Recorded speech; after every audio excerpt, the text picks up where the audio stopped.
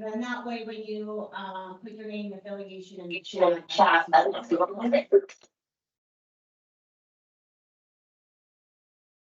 Use the hand feature. Great, great, thank you, Michael. Okay, so has everybody had, well, let's do introductions first. We'll start in the room and then we'll go over to everybody, in the teams. And can they see us via Teams? Do we have an alphabet? Okay, all right. We'll start. With the bad guy, Chemical Security Inspector Dave Presenti. I've been an inspector since 2009. I'm here today to present the ChemLock program, which is a new program started by the Cybersecurity and Infrastructure Security Agency about a year ago. Great, well, welcome. Thank you very much. My name is Katie Keith. I'm the Environmental Programs Manager for Adams County. And I am serving as Vice Chair. My name is Jeff McCarron. I'm a board member here with the LEPC and I work for Adams County Health Department. And I'm on the water program, so I'm an environmental health specialist, respond to spills and permit septics, and we do swimming pool inspections and new permits. Chris Laws, Adams County Sheriff's Office, currently assigned to the Patrol Division. And I guess this is a good time, I need to bring it up. May will be, I'm actually retiring 1st of May, so probably Congrats. somebody else take over next year, so. Thank you. My name is Michael Bean. I am an emergency management coordinator in the Office of Emergency Management. I'm Ron Sigmund. I'm the emergency manager for Adams County. My name is Ron Summers. I'm the fire chief at Suncor Refining and glad to be here. Theo Gonzalez, chief of VMS, Thornton Fire Company. Chad Renslow, New Star Energy. We run a petroleum pipeline and storage tank farm. Joan Strickland, State Patrol Hazmat, primarily assigned to the west area to help cover this area as well. Shane Johnson, State Patrol Hazmat, same as John, will cover this area. And Bree Fox, excuse me, Bree Foxteller, EPA, the Denver office and the RMP coordinator. We can go over to everybody on Teams. I can't see who is on, so you can just unmute yourselves and introduce. That would be great.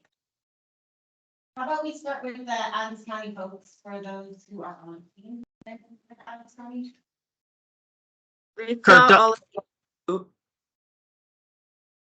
Kirk Dominic, Commerce City OEM. Lisa Oliveto, Adams County Public Health, EPR.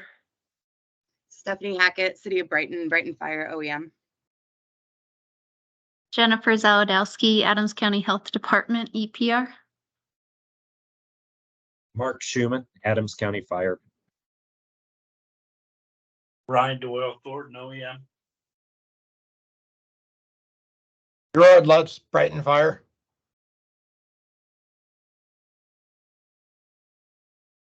Daniel Rice, Emergency Management. Daniel Rice, Regional Manager, Emergency Preparedness, UC Health.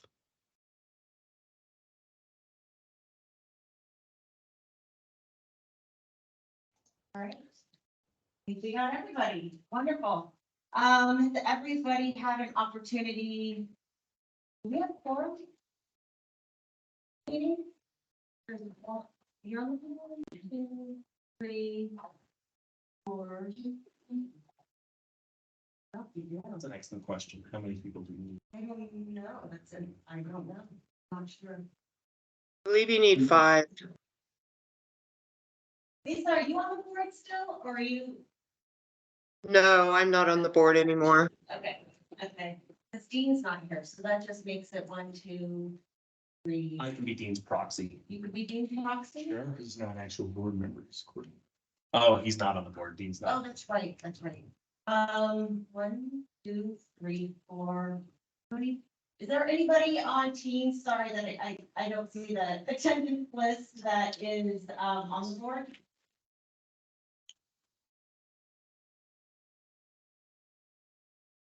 Okay, so I don't think we have a forum, so I don't think we can approve the minutes.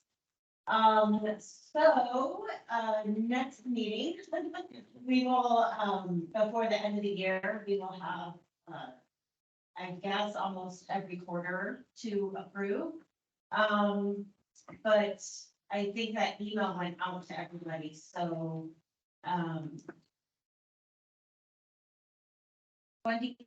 Wendy, are you on? I didn't see her. I can pop up the attendance list here. She's no one. Yeah, I would just defer till the next meeting and then Yeah. we'll come back to it. Okay, new business, we do have, as Michael was mentioning, our chair position is now vacant. Glenn Grove, is no longer with Jeffco, Adams County Hazmat Authority. And I don't know if that position will be, filled. Hopefully we will be able to have a representative from the Hazmat Authority, participate in some capacity.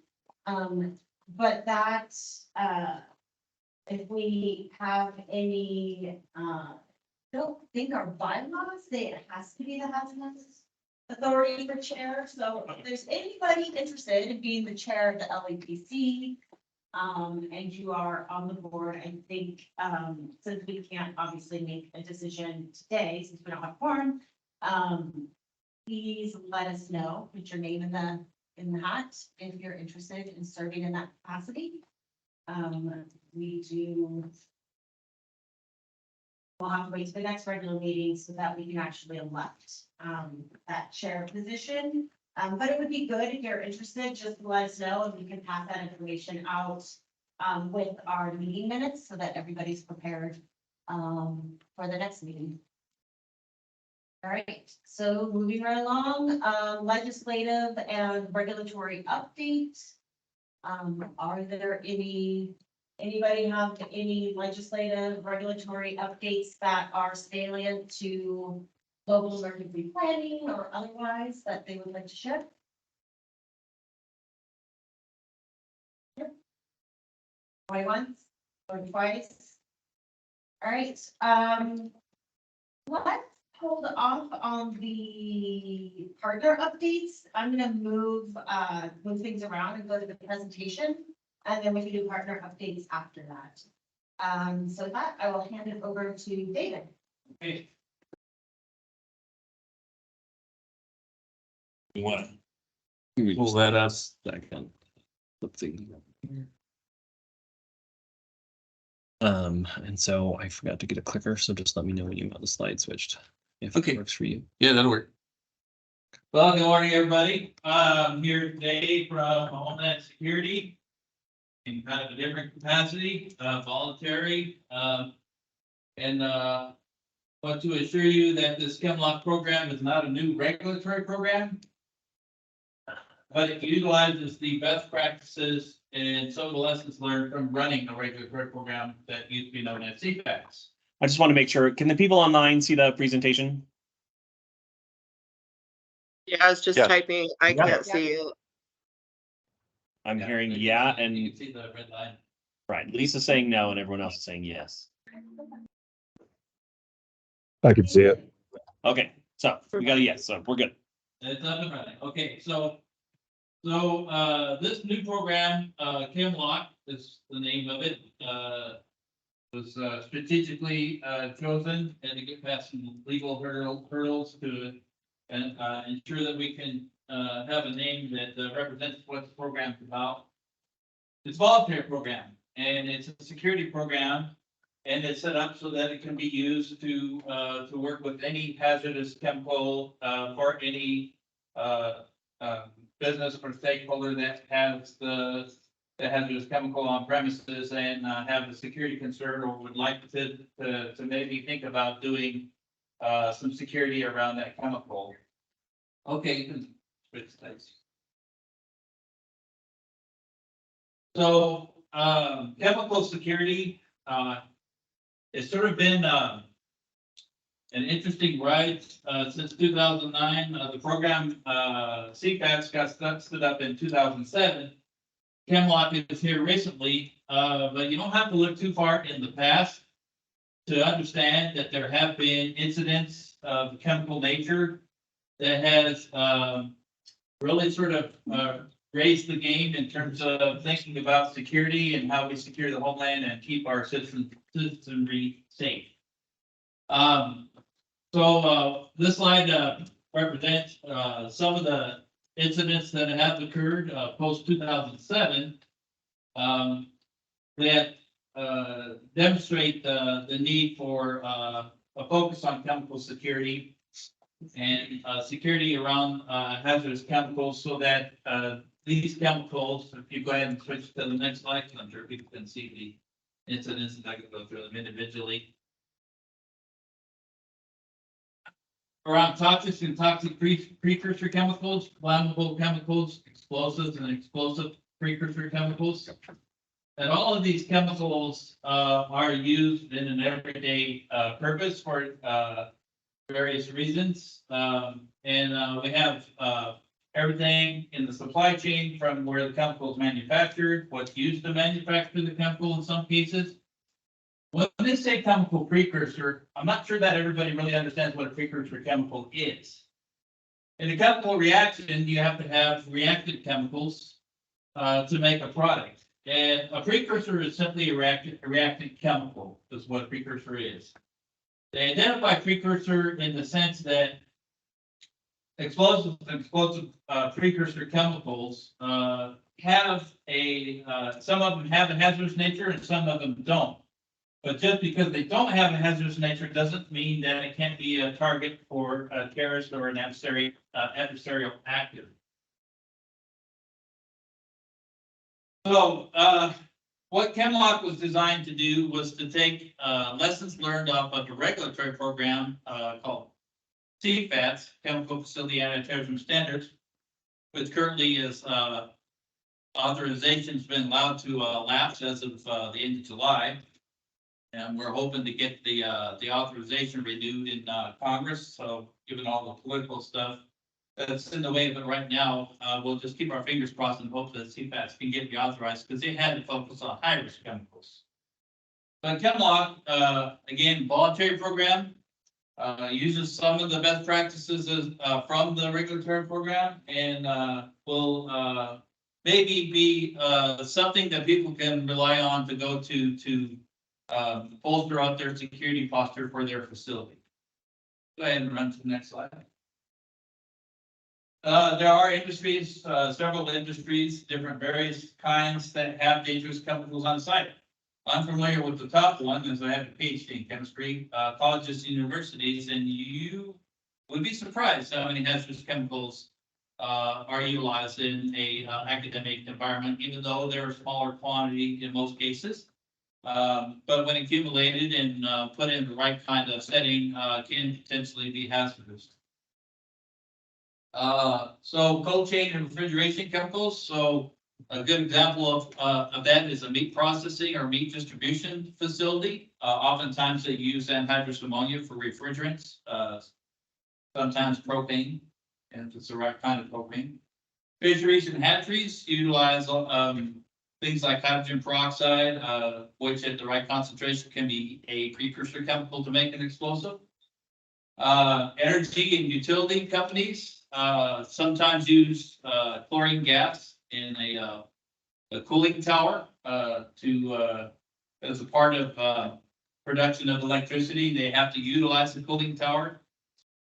And so cooling towers tend to have algae built on them, and so the chlorine simply kills the algae and helps to keep the water that's running through that cooling tower clean.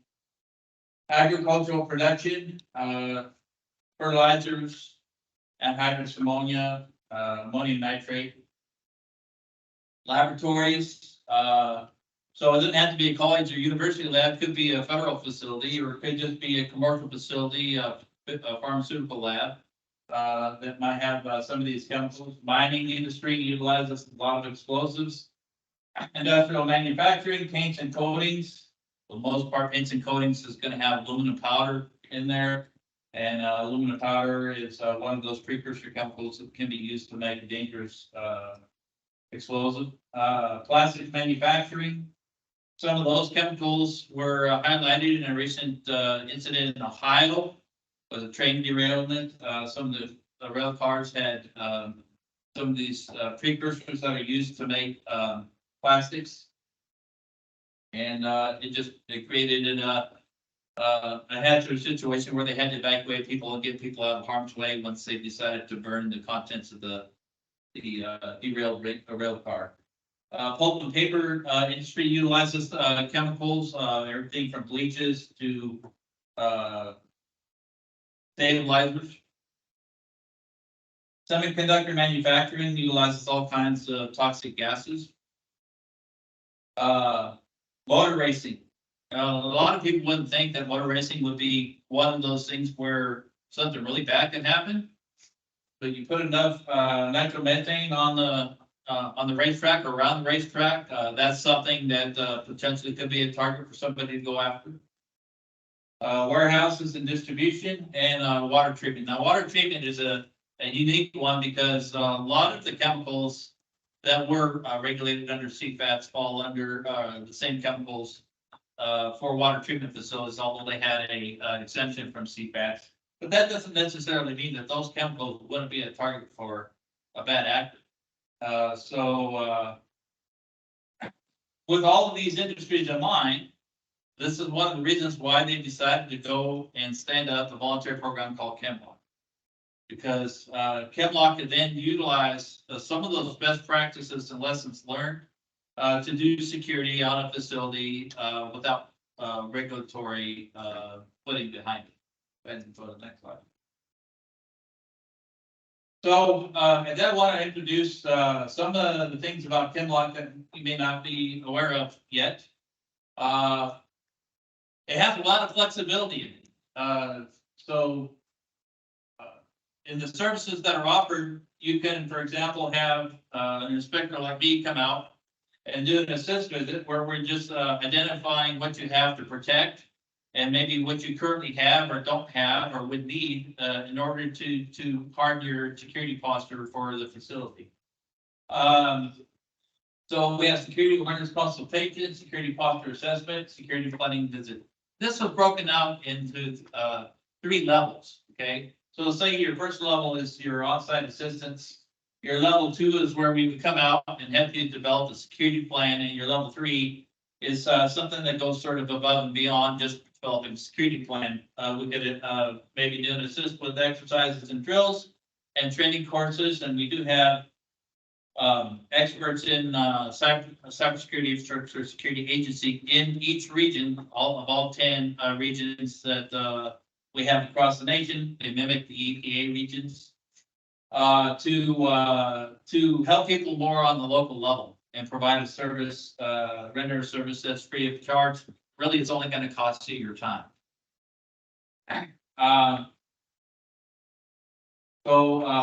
There's also special access to assistant services like active shooter preparedness. Cybersecurity evaluation tool is one of the new things that has come about as a result of CFATs. They developed a cyber assessment tool. It's an online application, software application that assists facility in identifying things pertaining to cyber assets and maybe helping assist the facility with identifying vulnerabilities in cyber. So cyber is a big thing. In the last couple of years, we've seen the number of cyber-related incidents increasing. They're perpetual, they're dynamic, they change a lot. So the cybersecurity evaluation tool is something that DHS stood up to assist facilities in a little bit more in-depth cyber assessment than just looking at like what kind of security you have on your server, for example. This goes to the virtual cybersecurity a little bit more. So it is new, CSET, and you might hear CSET come up in future rounds of engagements with CISA or DHS as a whole. Okay, go to the next slide. So on-site assessments and assistance would take the facility through a risk management process. So one of the things that's a little bit different, Chemlock from CFAS world, the CFAS world, you were telling us what you have, how much you have, and where it's located. And we were able to run that through a risk assessment tool and figure out whether a facility was going to be a high risk facility or not as high a risk of facility. Either way, you want to do a risk management process to assess the risk of what you have on site, how much you have on site, and maybe go from there as a starting point, because that would engage as to how much security would really want to stand up. So it could be as simple as a fence and a gate and a chain and padlock, or a little bit more complex where you have like a layers of security that start at the where the chemicals is stored or used, and then working your way out to the facility perimeter from there. So the cyber and physical security gap assessment sort of goes in the mix of that. Assessment of existing security measures. One of the things that we always learned going on inspection at CFAS facilities was there was already a lot of existing infrastructure the facility could utilize, and they just may have needed one additional layer of security to pad up the delay and detect factors a little bit better. So recommendations for adding or enhancing security measures will all come from those best practices and lessons learned by visitation of a lot of facilities and looking at what they utilize for security and how they work their security on site. And then the last one is assistance in developing a tailored security plan. And so I want you to key in on the word tailored.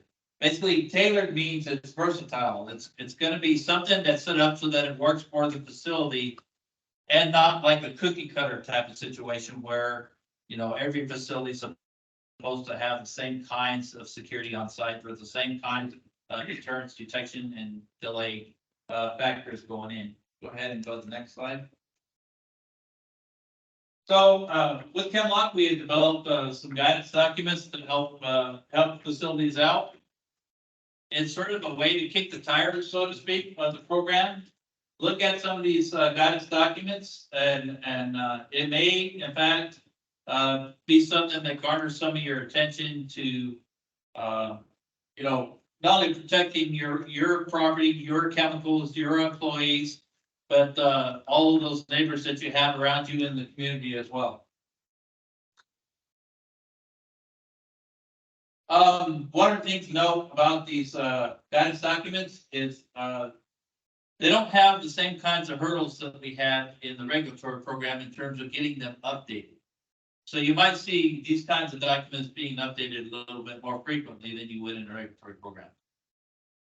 Go ahead and go to the next slide. In this program and standing it up, a lot of things that they did was come up with these fact sheets.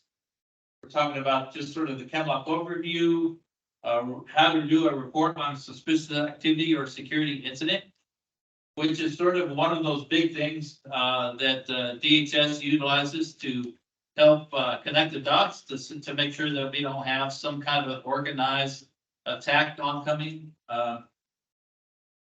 Chemical product stewardship. The one thing about product stewardship is it's a terminology utilized a lot by trade associations. American Chemistry Council is one of those that has the product stewardship program. What that really is about is sort of a product-centered approach to make sure that once the chemicals on your premises, that you're handling it in the appropriate way for safety and security reasons and the like. And then if you're one of those folks that does retail sales, that you're doing an incorporation of customer vetting along with the product stewardship and storage and distribution of the chemical. One of the new ones you see there is drone activity. So about the last 6 years, when drones, started being utilized, for things like attacks on chemical facilities, overseas. That hasn't gone unnoticed by our folks. It's just how do we, set up parameters and guidelines for drone operators so that they're being used for purpose or good purposes and can't be turned, for bad purposes, and then what to do if they are turned for, bad purposes, or what can we do to help, secure the country, and keep, drone operators, honest and keep them from doing, malicious things. So, drone activity is, there's a page to that in, Chemlock. Chemical security considerations for no notice events. Chemical security self-assessment and security on a budget. Again, with those best practices and lessons learned from doing the regulatory program and inspecting facilities on site. There are a lot of things that we've assisted facilities with when it comes to low cost or no cost measures. And how to stand those up, and make them useful for the facility. So again, it falls into that tailored approach. Go ahead and go to the next slide. So we have flyers available on the website, which sort of brings general awareness to the program. Sort of know your chemicals, secure your chemicals, chemical threats. Toolkits provides a variety of resources to help facilities evaluate chemical security and preparedness are in development. Go ahead, go to the next slide. The exercises and drills portion of it. I mentioned before that CISA offers up active shooter training and drills. Could talk about drone threats, cyber attacks, fire as a weapon. When they say fire as a weapon, what they basically mean is somebody starting a fire, like with a Marshall Fire situation. And how that fire can then, encroach upon a chemical facility and cause more harm. So that's something that can't be overlooked as well. We burned 1,000 houses in what, like less than 24 hours? So fire can spread pretty readily if it's in the right situation. Active threat communications, complex coordinated attack, edged weapon, vehicle ramming, IED, vehicle borne improvised explosive device. So that's basically, taking your explosive device, putting it onto a vehicle, and then trying to use that like make a car bomb. Theft and diversion. Diversion is a term that not a lot of people may be familiar with. So I'll just explain diversion in the sense of what it is. It's me being that adversary, going to a facility, figuring out how they do deliveries and process transactions to get chemicals delivered, and finding a way to intervene in that and pretend to be a legitimate customer, getting the chemical ordered and delivered successfully, and then I've got a successful diversion. So that's what diversion's about. Insider threat, that's for most businesses is a way to vet employees, making sure that your employees are not going to cause you problems down the road with their criminal history if they have. So insider threat and vetting of employees goes into security management. Chemical release and spill. Lots of things can cause chemical releases and spills, but one of the easiest way to mitigate that is to make sure that if you're using cyber to do a transfer of chemical or moving chemical into a process stream, there are ways you can protect that cyber so that it can't be hacked into and then cause problems there. As well as the typical physical threats to cause an intentional release or spill that can be mitigated as well with the right kinds of security. Civil unrest, well, that's one that there's still a lot of lessons being learned from civil unrest stemming from the January 6th lessons learned from. So it could be political unrest, but it can also be domestic unrest from somebody seeing, a social media vehicle, where bad things happen on the social media vehicle, or social media, and then as people responding to that in more of an organized fashion. So it could, start out as a simple protest and then turn into a riot pretty quick. So that's what we're talking about there. So go ahead and go to the next slide. Almost done. Well, now it chooses a time to not do it. There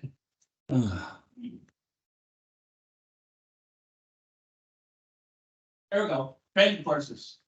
So we have some Chemlock training going on. One is just, an introduction type of course.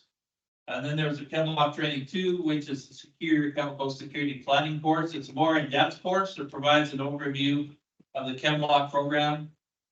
Secure chemicals resources, identifies elements of the security plan, provides examples, lessons learned, and best practices, walks through how to create a tailored, scalable security plan.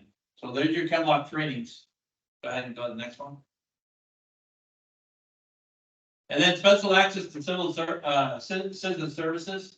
So CISA, once CISA became an agency, decided they already had some tools in their toolbox there that could be utilized and offered up for voluntary assistance to help facilities, critical infrastructure facilities, do better job at securing things that they have on site, or just security in general. So we have protective security advisors. We have cybersecurity advisors now that do assist critical infrastructure entities to make sure that they have a good look on the physical security side, but as well as the cyber side. And there are a lot of services now available that CISA put out that can be taken advantage of. And like I said, they're all voluntary. They're all free of charge. Just going to cost you a bit of your time. And then one of the things that I know that can be a real pain in the butt, especially with cyber, is penetration testing and things like that. We have those tools available free of charge. And cybersecurity advisors that we have can assist these critical infrastructure entities to make sure that they can do the right kinds of mitigation against potential attack for cyber. Okay, one more slide. So hopefully I've done enough vacuum cleaner sales that I can get you interested in buying my vacuum here called Chemlock. If you're interested in, for more information, there's the website at the top, cisa.gov/Chemlock. Into the browser program, then it should pull up the Chemlock webpage. If that doesn't work, try Google search. Sometimes Google search helps get you to the right place. There's if you're interested in, having a Chemlock discussion assistance, here's your doorway to get through to do that. Is to go to the CISA webpage. There's a ask a question about Chemlock, or get in touch with us that way that you're interested in Chemlock. And then our people at headquarters will reach back out to the facility once contacted, and we'll have a discussion on, okay, when's a good time to maybe come out and we'll either do a demonstration or presentation or do an assessment for you to take a look at what you have.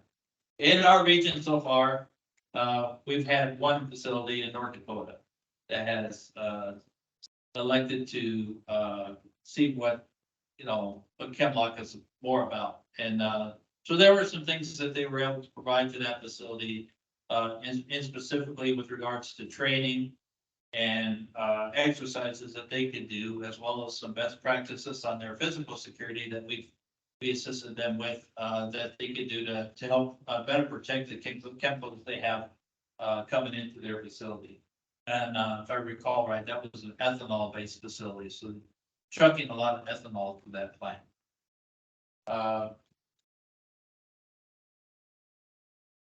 One more slide, I guess. I want to leave you with 5 security goals that everybody can think of, whether you're a owner operator, critical infrastructure, or if it's just a residential house. These 5 security goals are security goals that are essential to being successful for mitigating it against attack or intrusion. So how do you detect? How do you delay? How do you respond? You know, do you have like a type of communication with your local responders so you know who they are, how to contact them? Are you securing your cyber assets? You'd be surprised that there's a lot of vulnerable cyber assets that are out there, and a lot of it has to do with the fact that people just they buy the equipment, but they really don't know how it works that well, and they don't know how to configure it either. You have the appropriate policies, plans, and procedures, and or in general, that's security management. That's your vetting of your employees. That's your procedures for emergency planning. Procedures for security planning. Record keeping. So some of those types of things are not really high cost, like record keeping, but they go a long way to help you to or assist the facility in making sure that it does what it needs to do to make sure employees are staying vigilant for the facility, and they know what to do if they see something suspicious or nefarious going on. Okay, I think that's should be pretty much about it. We have again, the ChemLock publications can be found on the off the webpage. There's links to them off the webpage. And then one more slide.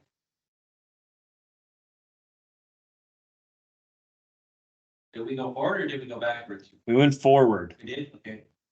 Should be at the end here. I believe is the last one. Yeah. Yes, sir. Okay. Everybody's getting familiar with QR codes, so they got a big QR code if you want to scan it, take a picture of it. I do believe Dean had said this presentation to be available for the LEPC. We have made it available to the LEPC, so if you need a copy of it sent to you, get with Dean and he's allowed to send a copy to you. Any questions? Yes, sir. Does this program create a liability for companies? Like you come in and do an audit and $5 million to make a repair? And stuff to do it? So no, it doesn't create a liability for companies. It's simply a voluntary program. So it's just you getting free consultation from us, given our knowledge of doing inspections at high-risk facilities. Yes, sir. I'm curious on how do you get the word out to those facilities and all those other operators about the program? Obviously, we have a very small smattering of our LEPC that's here today, but we have a very large LEPC group. Yes. You know, we're more than happy to share that information out to everyone so that we Yeah, can get thank you it. for the question. So just the same kinds of challenges we had with our regulatory program CPATs when it first came out is how to get the word out. Let's just say that when CPATs got started, we had to take in top speed information. That's, facilities that have certain chemicals above a certain amount. And as I mentioned, this could be any hazardous chemical, not just the ones that we regulated.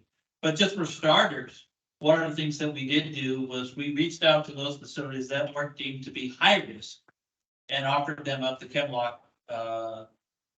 services if they would choose to volunteer to do that.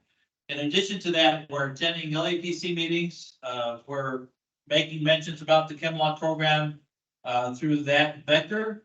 But as well as I know here recently in the state of Colorado, we had a state LEPC meeting. And there was an individual out of our office assigned to go up there and present this ChemLock information out to those stakeholders as well. So it just takes a little bit of time, and it could take about a year before ChemLock starts to become known as an entity or a name. One of the things I wish we could do as a DHS entity is put up billboards or, get more visibility out there on the program so that people have an understanding or at least sort of an introduction to the name of ChemLock, and then would be compelled to go and look up the information themselves.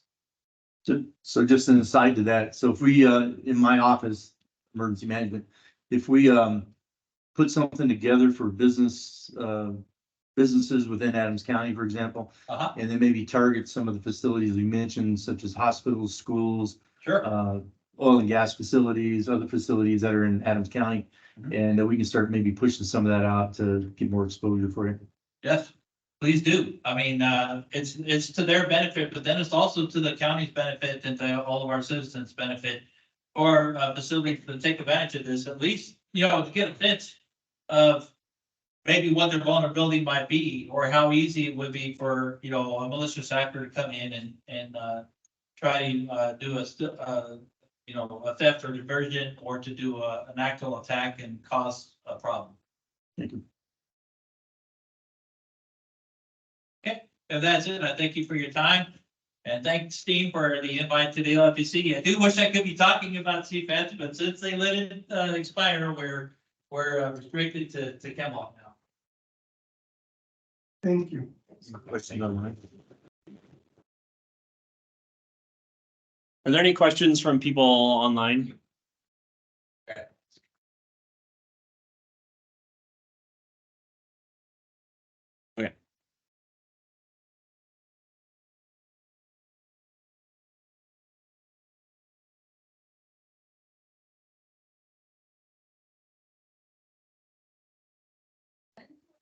Any updates?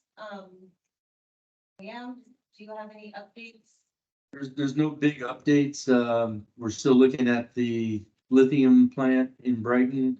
And then there's a hydrogen blend project that they're researching now. That some of you may be familiar with. I know our VOCC has some interest in that as well. From Xcel Energy, I don't know the time frame on that. I think it's at least next year out sometime. But they're looking at putting a hydrogen blend plant in Highway 7 and some cross street out there somewhere close to a community. So that raises some concerns, of course. It will be a concern to the LEPC just as far as response from the fire districts and hazmat authorities, and how to plan for that. And again, the lithium plant in Brighton, I think, is still a go for the last I heard, or at least the proposal's they're still heading that way. So those are the two big things that I'm aware of in Adams.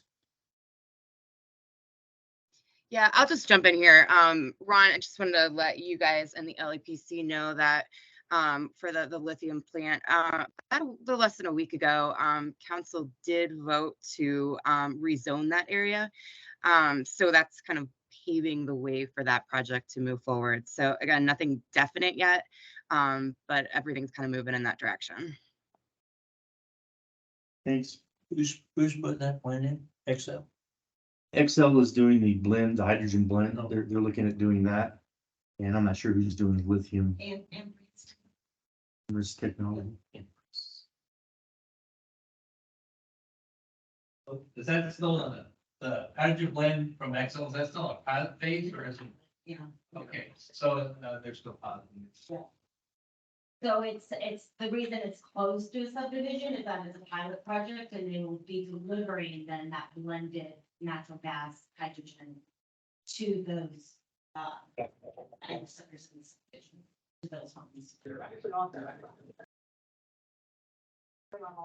So from what I understand, that hydrogen plant, Xcel Energy was been talking to Brighton Fire, is going to be located at approximately 160th and Hayes Mountain Road, out east of Brighton.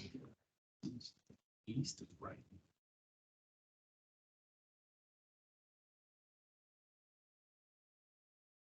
Yeah, I think the community is the Box Elder community out in that area is the impacted community. That is the impacted community, and they want to do, some research on how it works, and, they're going to be varying the hydrogen levels that they inject into the gas stream to see if it has any effect. They don't expect any big issues. It's out in the middle of nowhere, so anything happens, there's nothing around it. So we're standing by. Thank you. Great. And then I'm just gonna help the department. We'll start, we'll start with Jeff and then we'll go to other systems. Yeah, hello, everybody. This is James with Adams County Health. So, the biggest changes we've had recently, in our department is just, surrounding some new hires. So we've just hired a water quality specialist, in my particular branch. Michael Wheatley, he was our former, Tri-County, Health Department Water Team Supervisor. So he'll be in charge of, a lot of emerging chemical pollution issues with fresh water, like PFAS, things like that. We also just recently hired a Rocky Mountain Arsenal specialist, Joseph Chisholm. He's from the EPA. Comes to us with 11 years of site assessment management work. So he's a huge win for us. We just hired somebody for a 2-year grant position with our community air network coordinator position. So her name is Renata Trisolawati. So she worked for CDPG in the Air Pollution Control Division. So we're glad to have her on board. We are currently interviewing for the deputy director position right now. We've got 3 candidates that are interviewing this week, like all of them. So we need to see how that comes out. And I just wanted to mention too, we're going to be resurrecting our school inspection program. Very soon it will be under the auspices of our child care department. And they're going to be specifically doing school chemistry lab inspections and also inspections of chemicals that are stored in like the vocational technical questions and things like that. So that's really good. We're excited about that. So yeah, that's pretty much anything that's going on in health. So yeah. Thank you. Lisa, do you have anything to add from your side? Just that we're monitoring COVID as we've seen a rise in cases, but hospitalization remains stable. And then gearing up for the RSV fall potential for cases in pediatrics and older adults. And get your flu shot. That's all I have. Thank you. Great, thank you. Local agencies, I guess we can go around the room. I guess we didn't say Adams County Sheriff's Office. Is there any besides your pending retirement? All right, Lauren, yeah, do you have any updates or anything? We don't have really, we're trying to figure out, I think we're just navigating the hazmat situation with Jeffco and Adams. And so I think that is getting worked out at sort of the individual department level. And I think there's still going to be a collaboration that happens within at least the region. And so I think we're just really still trying to work through that. So other than that, it's pretty much same old. Well, maybe, I know they have the board, but maybe that's something we could look into. It's having someone from Jeffco, ATCO, Hazmat Authority, just come and present, or even just give us a better understanding of that authority and how it works. Yeah. I'd like to know more too. Yeah, I'll dig into it a little more for the next, our next meeting in November, and maybe if I get somebody that might come out here and maybe present. Yeah, I mean, even some history on how the mutual aid began in the. Yeah. Yeah. Yeah, I think Interface with LEPC too. we have several members that are on the board. I mean, I know you're not on it, are you, Chris? So we have somebody from the sheriff's office that's on it. Who's on it? It's Carl? I think so. Smalley. So we have people like that are on it, and my understanding is, you know, with Jefferson County, the pay structure, both counties contribute into the hazmat authority. The pay structure on the Jefferson County side was divvied up among different municipalities and jurisdictions within Jefferson County, with each one taking a percentage based on population size, and that became problematic. It has been problematic really for a while. Adams County, on our side, we don't do that. The county government just pays the entire lump sum, if you will. So they don't divvy it up between the 9 jurisdictions that are in Adams County. That seemed to work better for us. I don't know if that was one of the sticking points for the hazmat authority or not, and how they'll continue on. But I don't think the hazmat authority itself has dissolved. It's just that they're trying to figure out the organizational structure right now and Right. how that's gonna play out in the future.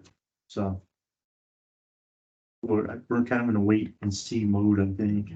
Yeah, yeah. That's all I got. That's all you got? Yeah. Okay. We can move over to states since you're there.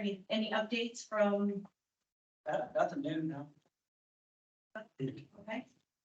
Are you guys still moving forward with building a hazmat training facility? So it's, we have a training building over there in, Golden right now. And that one's, we've had probably like a year now, I think, but, the facility, we're going through and, our captain's still not looking at areas and everything. We have a couple of tankers now that we bought for, training, trailers, tanker trailers, but, yeah, it's still a process. I haven't heard anything new about it yet, though. Todd Scott was telling us about it this week. Yeah, we're hoping, I think the biggest thing is location, what it's gonna be, so. Going through that process. Everyone on Teams can make sure you're on mute. That'd be great. Thank you. Right. Any other questions about the building? You can probably just mute her. If it was only that easy. All right, so, we can move over to oil and gas. Will any updates or anything going on? Nothing newsworthy, okay. And how about Suncor? Nothing ever goes on. Okay. I'll point it, Alan's got his hand raised. No, we, oh, okay.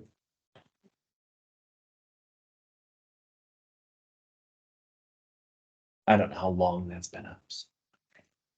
I can't see it, so. Neither can I, that's. Yeah. Dylan put a update in the chat and said he had to drop off early, but he's updated in the chat. Okay, great. Come on, good chat on this too. Okay, so relocation of part of Suncor is tended pipeline, between 144 and 112. Deferred, okay. What happened? There's. Diesel pipeline, activity.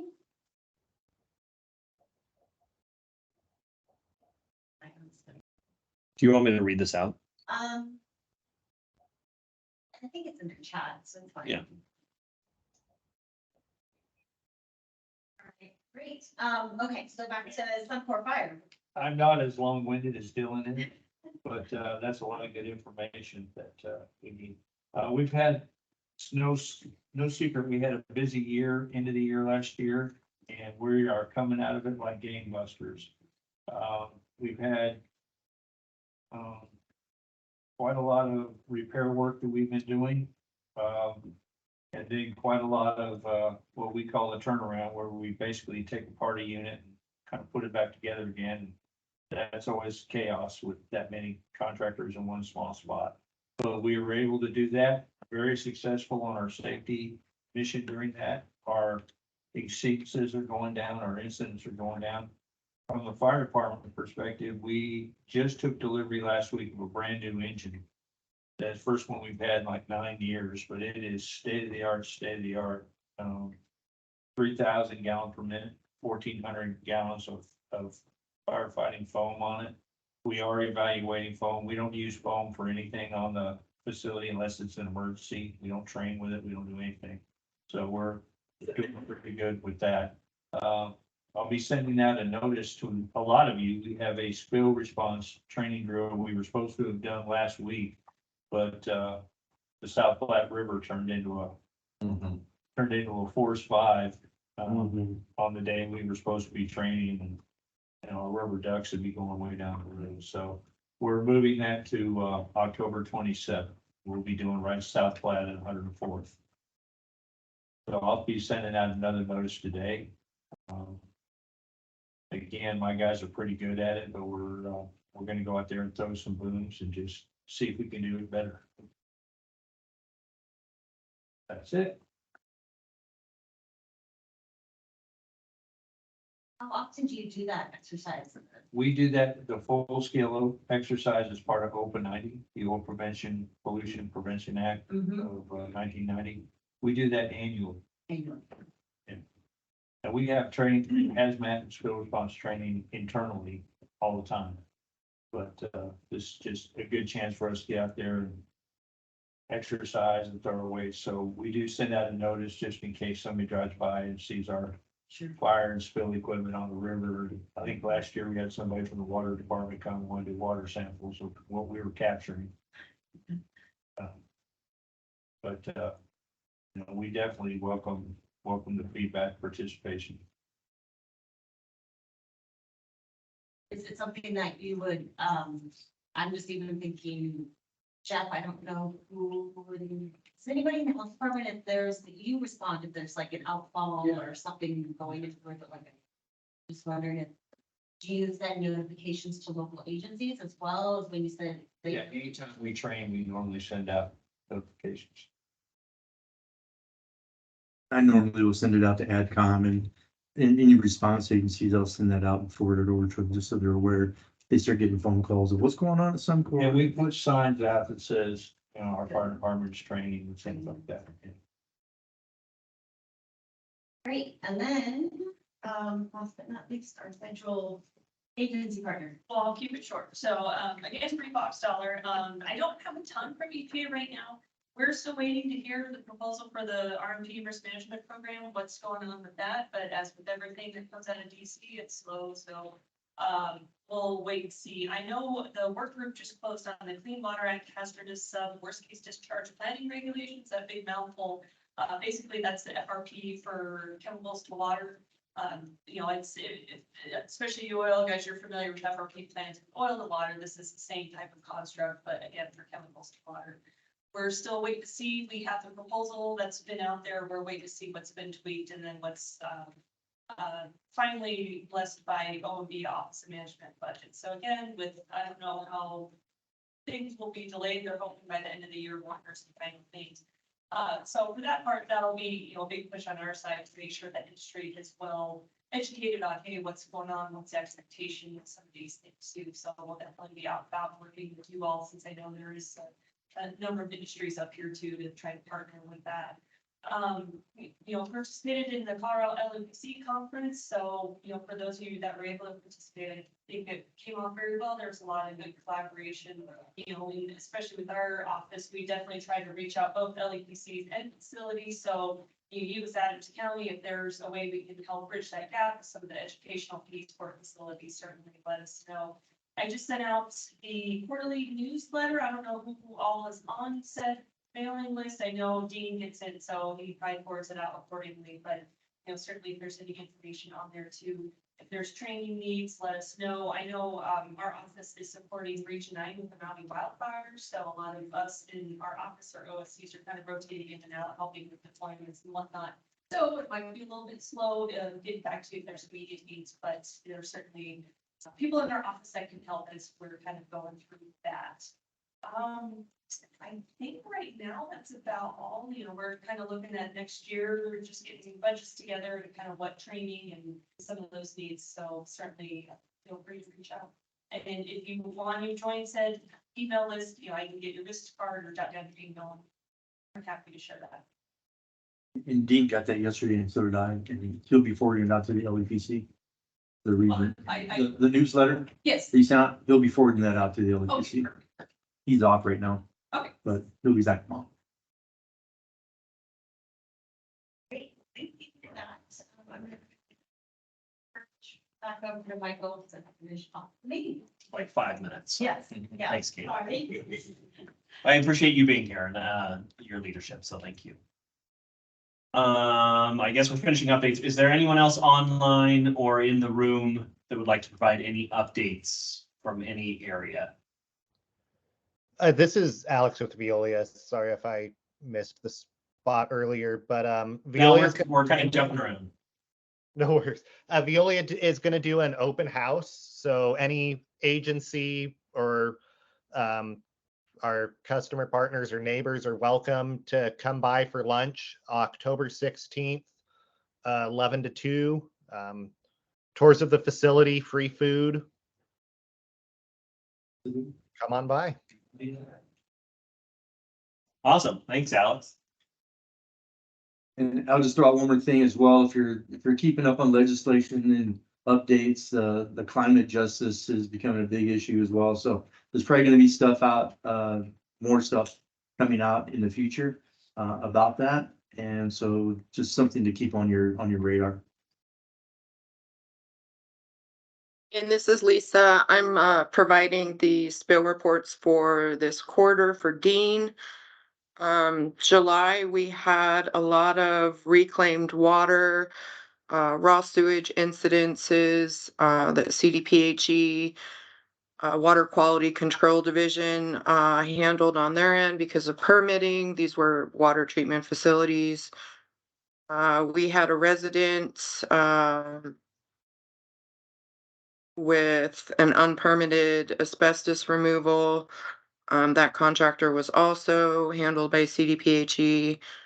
Car wash that was discharging detergent and water. And then a coolant and antifreeze release that was also handled by CDPHE.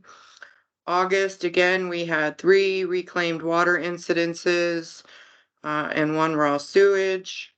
Again, these were all due to equipment failure. And then September, we had 50 gallons of diesel spill at Costco. And then CDPHE handled that as well.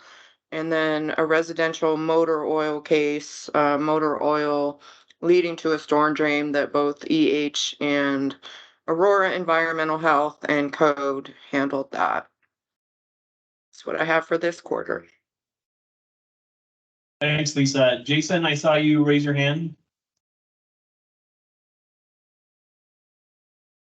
Yeah, sorry, I got to get myself off mic to talk.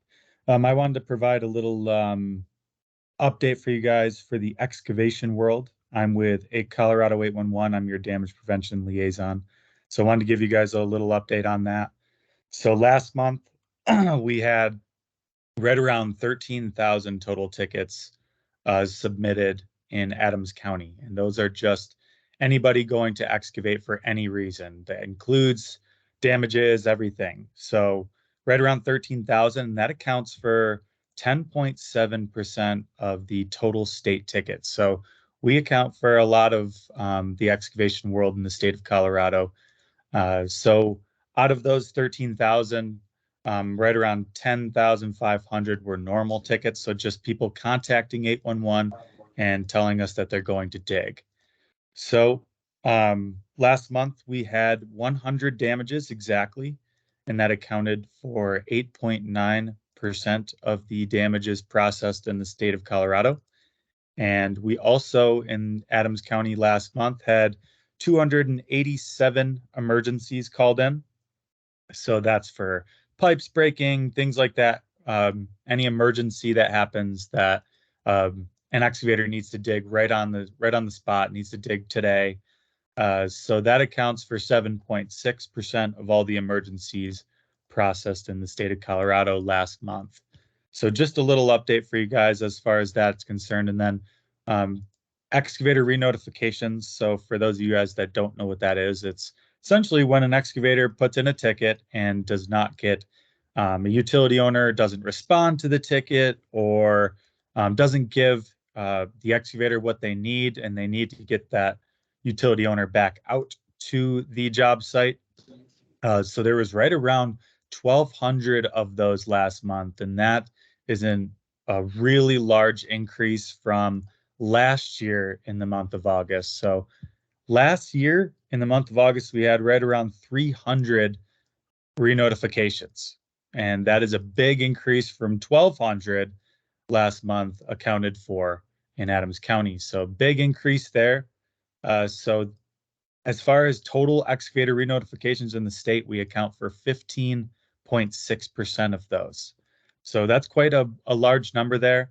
I wouldn't consider it a bad stat because excavators are saying, hey, we don't have everything we need before we dig. So we're going to get these utility owners back out to the job site. So they're not settling for, what they don't have. So it's not a great stat because we like utility owners responding on time and providing the excavators what they need before they dig.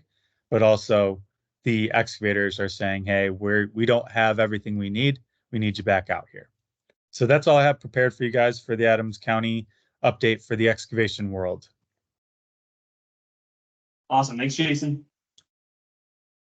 Are there any final updates? Thank you, Lisa, for the spill reports before we move on to old business. Okay, great.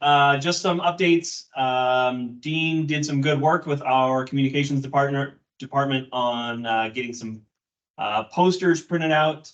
The idea of those was to be able to bring the public events to provide the public more information just on what the LEPC does, maybe recruit some members for the citizen portion of that. Unfortunately, there was a typo on them, so we have to get them reprinted.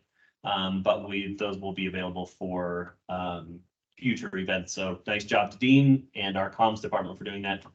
The next one is just a group discussion real quick on whether or not we want to hold a meeting in November. The meeting would fall on November 27th, which isn't technically a holiday. It's the Monday after Thanksgiving, but everyone's still got a turkey hangover then. So take it or leave it. That's up to the group. Would people like to have a meeting that day? Thoughts?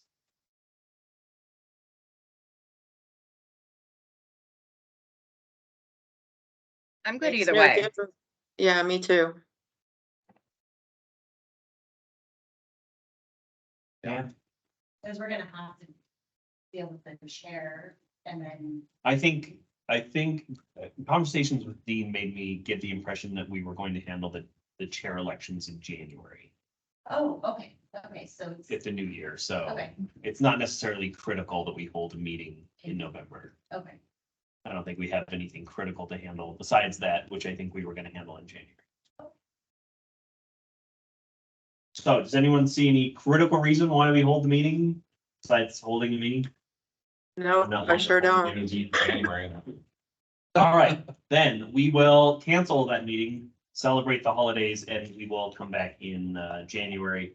We'll hold elections then. So as Katie was saying, if you are interested in being the chair, we would love volunteers.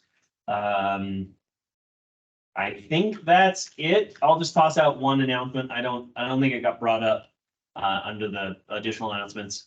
Our office is holding the community safety fair, the county community safety fair this Saturday, which is at the fairgrounds from 10 to 2. We already have close to 30 response agencies. So I know CSP is going to be out there, Sheriff's Office, a bunch of response agencies from Flight for Life to nonprofits. So if your agency has any area in response, whether that's a cleanup or fire departments or anyone, if you'd like to come out, we'd love, this is a family event. We're trying to get trucks out there, trying to get participation.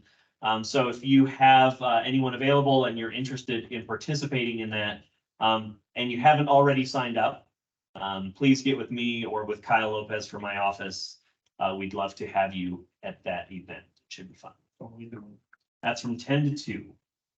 And so it's a good opportunity, if you're a more obscure department. I don't think a lot of people know Suncor even has a fire department. So a good opportunity to get out, show your brand new state-of-the-art truck. And so just a good community event to kind of show the community what you've got, interact with other responders. And Kyle's put in a ton of work and we've got a lot of support from the community. So we're excited about it. Just out of curiosity, because I love taking ideas that other counties do and stealing them for, hey, if this works, here's some other ideas. I'm assuming this is kind of like a touch a truck type of thing. Yep, exactly. Are you guys doing food or like that type of thing? Or? Yeah, so we have, we're trying to keep it so it's all free. So we've got, I think 5 food trucks in total. This is our first one. And so it's a challenge to guesstimate how many people are going to show up. If it's just me and my family, or if it's like 5,000 people, because there's nothing else going on that weekend. and everybody needs something to do. So, yeah, we're not blowing it up too big. We have a few food trucks, porta potties, got a DJ for music.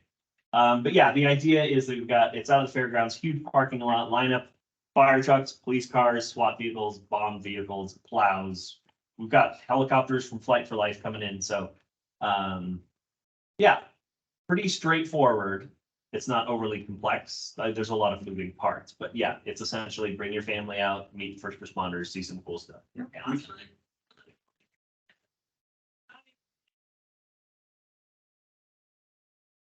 that's for LEPCs, how do we reach out and make it exciting? Just meetings? No, there's stuff we don't do, right? So We'll have some informational booths. People are more than welcome to set up a tent next to their truck if they want to do that. Or we have a gas company that wants to come out and set up a little booth or a table and hand out information. That's cool. OEM will have a little booth there. I think the health department will either have their own or they'll be sharing with us, either or. And we'll be handing out information. We'll have our LEPC posters with the QR code and stuff that takes you to the LEPC website. Just handing out information. It's a 4-hour event, so we kept it fairly minimal. We didn't want to get crazy with a, 8 or 10-hour event or anything, with fireworks and marching bands and everything else. So it's our first one. We'll evaluate it. We'll see, how the community likes it. And then, if it looks like it's going to be something we want to incorporate, we'll look at maybe next year or the following year. It might be an every other year kind of a thing. Depending on how much money comes out of my budget. Okay. All right, any additional announcements before we adjourn? Awesome. I appreciate everyone taking the time online and especially those in the room for taking the time to drive over here. Thanks again, Katie, for running things. And thanks to the other board members and just members of the LEPC. Y'all are really important to us. So thanks for your support. Thank you. We will send out more information on the January meeting. Otherwise, have a good fall. Thanks. Thanks, everyone. Okay. Thank you, everyone. You. Thank you. Are still on. Oh, wow. 15 attendees.